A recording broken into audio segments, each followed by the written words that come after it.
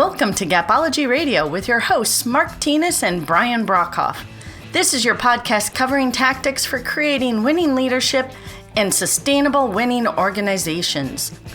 Discover more information detailed in their books, Gapology, IMBAR, and their newest release, Speed of Purpose. We can be reached at gapology.org, and our books can be found at amazon.com. Hey everybody, welcome back to Gapology Radio. As a reminder, we are available for virtual workshops on Gapology, IMBAR, or Speed of Purpose. And we can also conduct one-on-one coaching sessions if you're struggling with your leadership. Just let us know and we can help. Okay, so today we are continuing our discussion on Speed of Purpose. Let's go ahead and give Mark Tinas a call. Brian? Hey Mark, how are you? I'm great. How are you? I'm good. We were just watching the show Alone. Have you had a chance to watch that? I have started watching it at your recommendation, yes. Yeah, what do you think? Well, it terrifies me. No kidding. It's crazy. These people are just nuts to do this. Yeah, it's scary. I know. You know, I was thinking about it, though. We're actually we're on season 5, and we're getting toward the end. And I was thinking about purpose, which, we're going to talk about today. And these people have such a compelling purpose to be out there doing this, living out in the wild on their own, alone with nobody else. And I was really thinking about people and how important it is for, us to have relationships and have, people around us and that kind of thing. And I thought it was really interesting how they can survive on their own without all that. Yeah, what a gap in people. Yeah, no kidding. So what do you want to talk about today? Well, we've just done 2 Speed of Purpose podcasts so far, and both of them were terrific, so congratulations on your work there. I thought we'd just continue that and start working our way into the drivers, how to bring Speed of Purpose to life. So today, what I'm thinking is we go after the people aspect. What do you think? Yeah, I think that's perfect. All right, so let's jump right in. So in Speed of Purpose, what Brian and I teach everyone is how to bring 2.8 times productivity to life, how to make it happen, how to make it real. And we deliver 3 drivers that actually do that. So tonight we'll talk about the first driver, which is people. So to create Speed of Purpose, the key driver in many ways is people.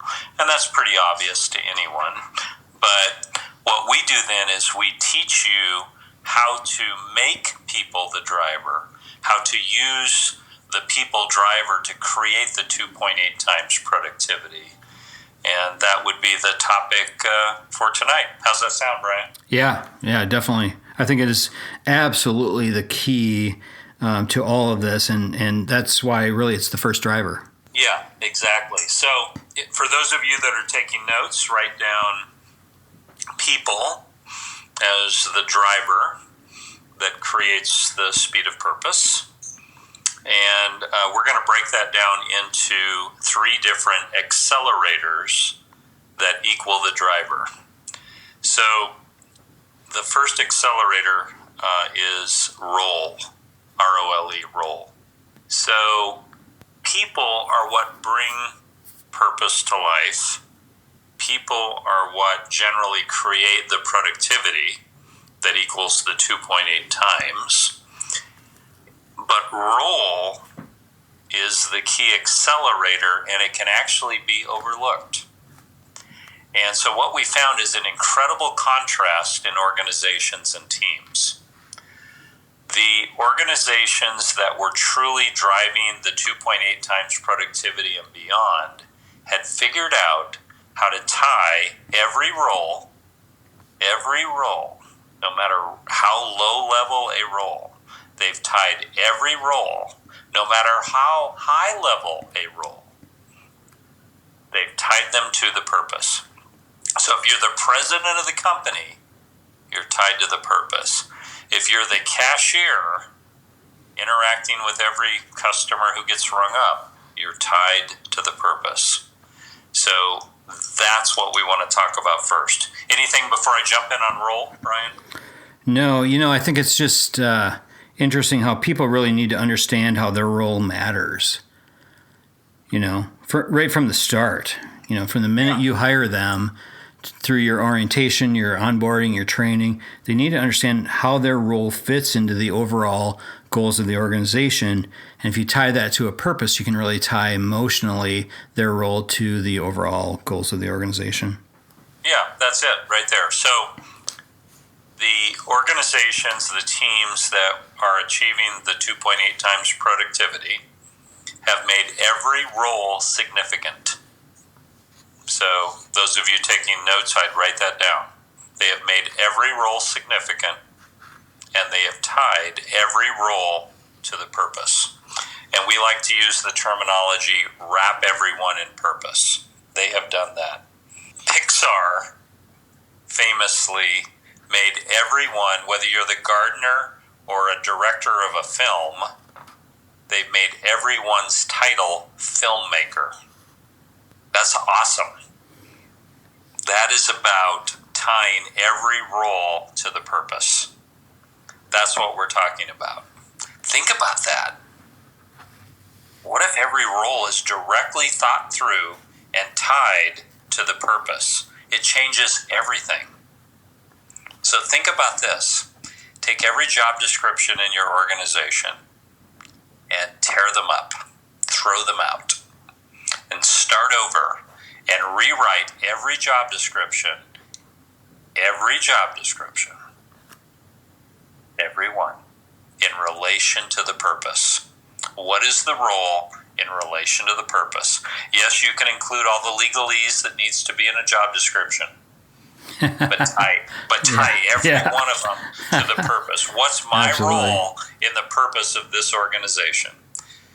That changes everything. And you relaunch then every single role as you relaunch or launch initially the purpose of the organization. Brian? Yeah, I think that's great. I was chuckling there. I think, so often we do get caught up in the legalese and the professional language that needs to be in job descriptions, and all that absolutely needs to be in there. But just think about how, I don't know, the food caterer on a movie set for Pixar, how their role fits into being a filmmaker. Just think about that. If they're not delivering the food, in a good way, if it's not good food, if the actors aren't well-nourished and happy and that kind of thing, think of how that's going to impact the film. There's no film. Right. That's a great point. There's no film. Yeah. They're gonna march off set. They're part of it. Absolutely. Yeah. That's great. That's cool. Yeah. So the other thing that most organizations that we've interacted with have forgotten about is they haven't stepped back from the purpose and said, okay, what are the core competencies of the people that need to work here? What are we looking for as we hire into the future? And we found organizations, though, that said, you know what? We have found that these 5 core competencies are the ones we need. They tie directly to our purpose. So we interview to these core competencies, which would be a set of skills, if you're not familiar with the term. We interview to these core competencies. We look for these when we go to promote someone. These are the core competencies that someone joining our team must have. And if we write a performance review, we review these core competencies because these core competencies are tied to our purpose. So when you look at once you have your purpose established, there are clearly a set of core competencies by role or in total that you can go after. And it changes everything. And once you've done that, you have tied every role to the purpose. And the organization will never be the same.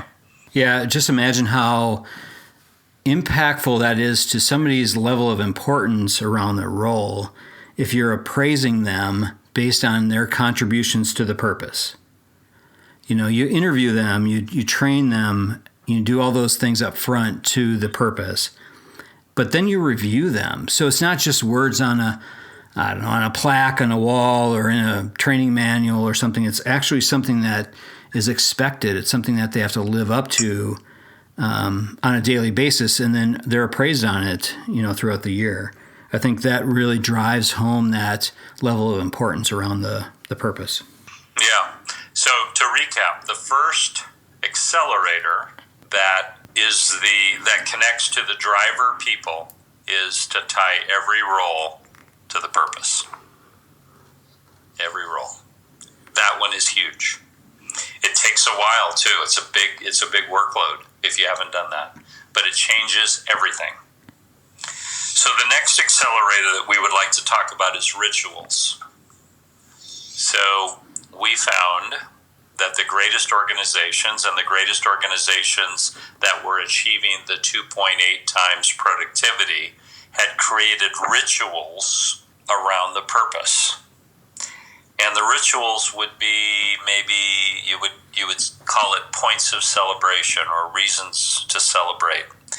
And we found an organization that said, quite frankly, we are what we celebrate. And we thought about that and said, oh yeah. We are what we celebrate.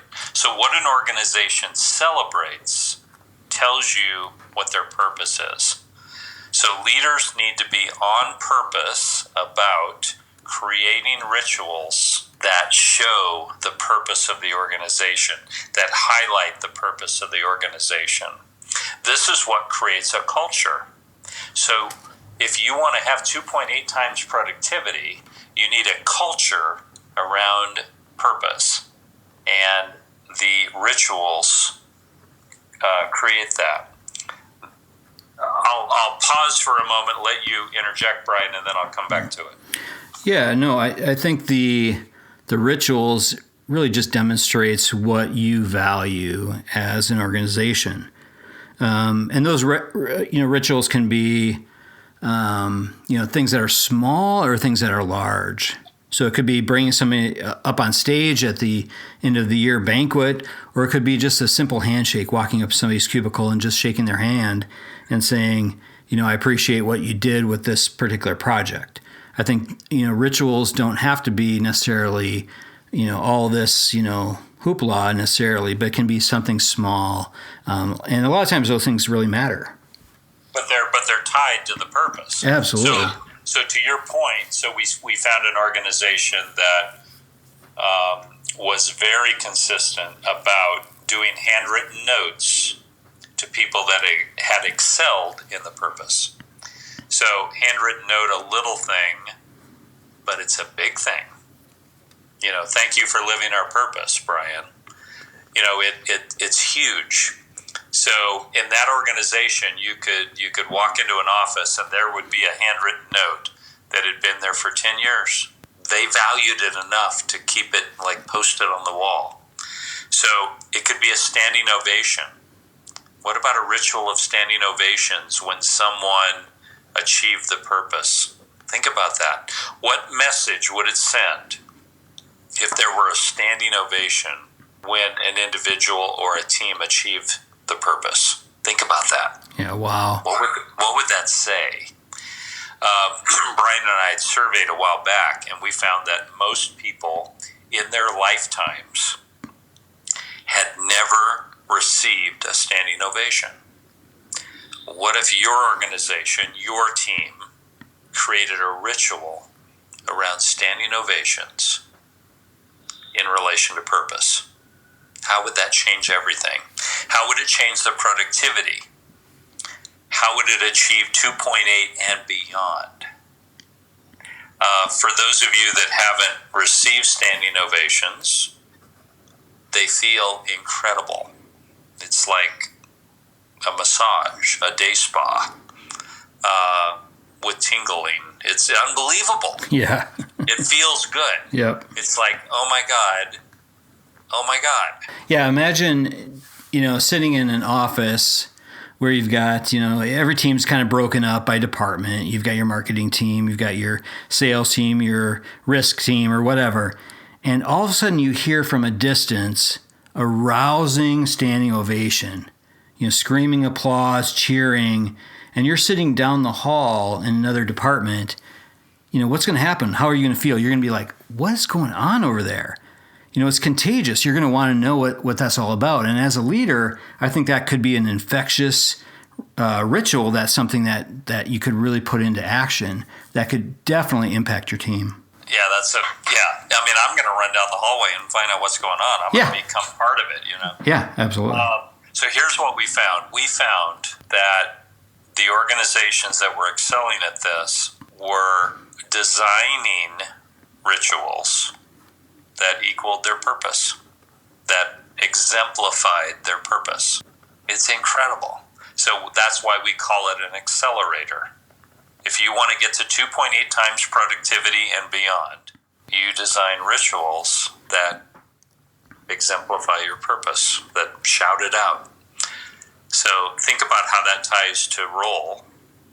So you've made every role significant, and you've tied every role to purpose. And now you have these rituals, which people would die for, all about your purpose. So you're well on your way in these first two accelerators to 2.8 times productivity. And we got one more to go. Any other thoughts before I move on, Brian? So this is all about driving emotion, driving your emotional connection to the organization, the organization's goals, and the overall purpose really connects, I think, emotion to tactics, to some of those more black and white type things that you're going after. Yeah. All right. So the last one, we do most everything in threes, by the way, if you haven't figured it out. Yeah.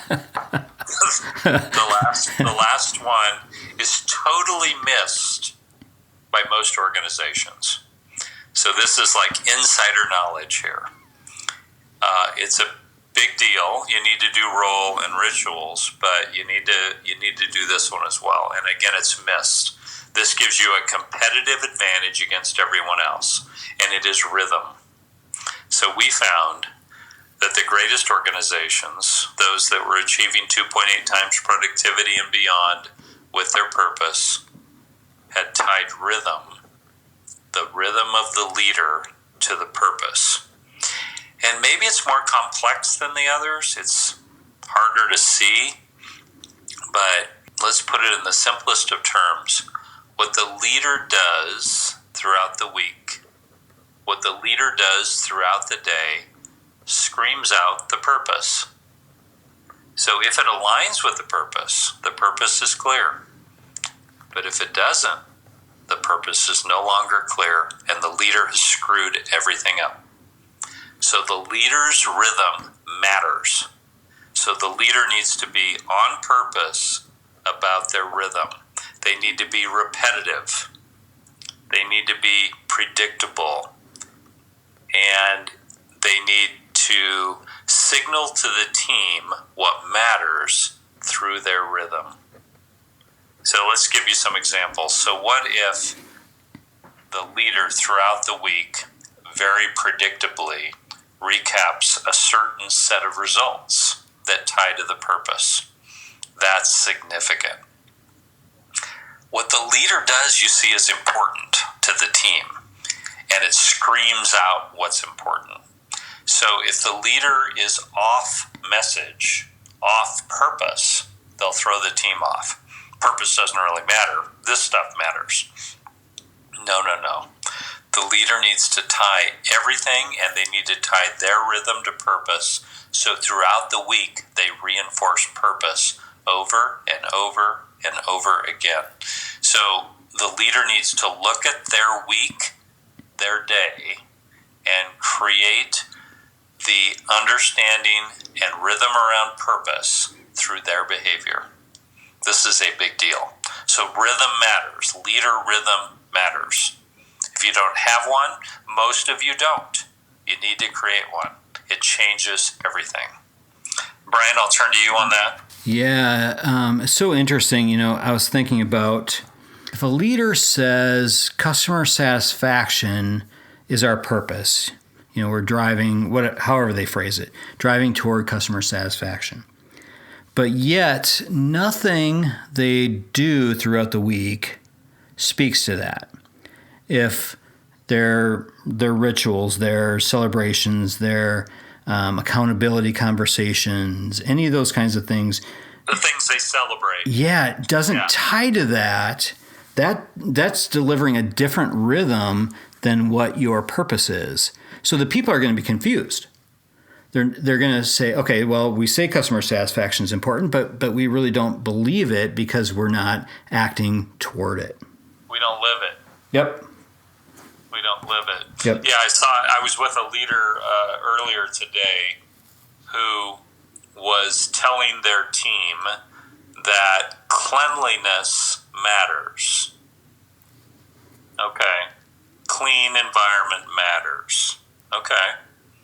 So we walked a facility. First thing they did was put on a pair of rubber gloves, grabbed a garbage bag, and they picked up every piece of trash that had fallen on the floor. Wow.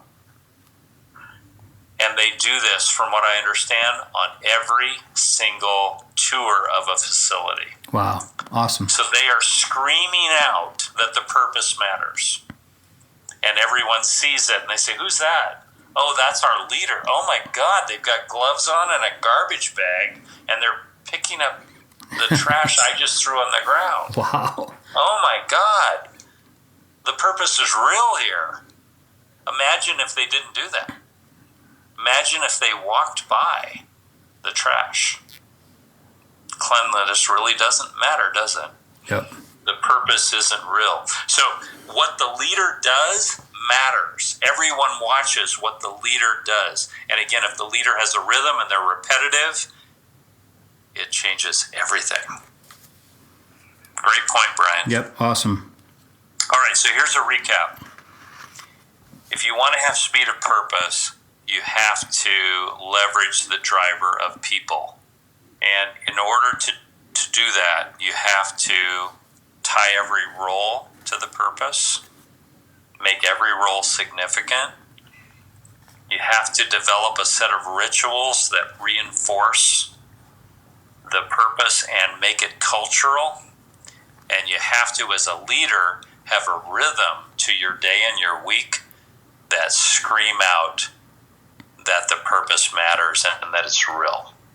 When you do those three things, role, rituals, and rhythm, they bring people to life, and speed of purpose is already well on its way to 2.8 times productivity and beyond. Again, we saw organizations and teams that were achieving 10 times productivity. So 2.8 was just what we saw could be achieved easily through speed of purpose. You can do that, and this first driver, people, launches it big time. Brian, I'll turn it to you to close. Yeah, 2.8 times productivity really is reliant upon discretionary effort. We've talked about that. And you cannot do that without people. Absolutely, you have to wrap your people in purpose, and role, rituals, and rhythm are really those accelerators that are going to really drive toward that. And that's the only way to drive that productivity. I think that's absolutely key, and that's why it's our number one driver. There you go. I couldn't have said it better. Yes, you could. Purpose. Well, yeah. Speed of purpose starts with a clear and compelling purpose, and then you apply the driver of people, and you're well on your way. Yep. So this podcast could be the most significant of your entire organization's lifetime. Give us feedback. We would love it. And you're well on your way. Thanks, everybody. Yep. Thanks, Brian. All right. Thanks, Mark. We'll talk to you later. Bye. Bye. Okay, that'll do it from here. Remember, if you'd like virtual training for your team on Gapology, IMBAR, or Speed of Purpose, let us know. Head on over to our website, gapology.org, for more information. Everyone have a fantastic week. We'll talk to you soon. This has been a Gapology production. Visit us at gapology.org.